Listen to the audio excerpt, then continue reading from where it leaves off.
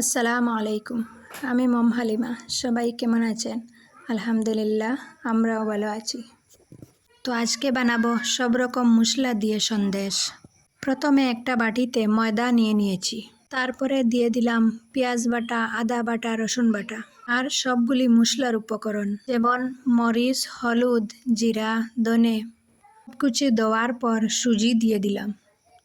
তারপরে গরম করে রাখা পানি আস্তে আস্তে দিয়ে কাইটা তৈরি করে নিচ্ছি। ভালোভাবে হাতে করে মেখে নিচ্ছি। এখন দিয়ে দিলাম সস পাতা কুচি, দিয়ে আবারও মেখে নেব।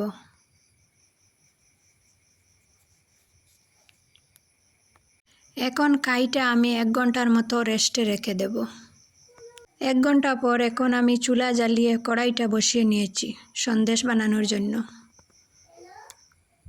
কড়াই বসিয়ে পরিমাণ মতো তেল দিয়ে দিলাম।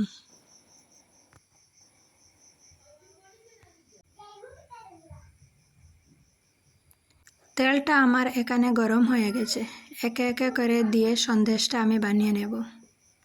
এই সন্দেশগুলা খুব একটা ফুলবে না, কারণ এটাতে মশলা ব্যবহার করছি তাই। তো এখন আমি এক এক করে বানিয়ে নেব।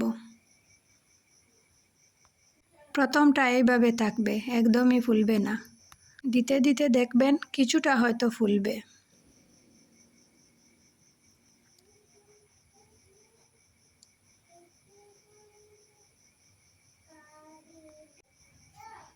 তো এই তো আমার সবগুলা সন্দেশ বানানো হয়ে গেছে।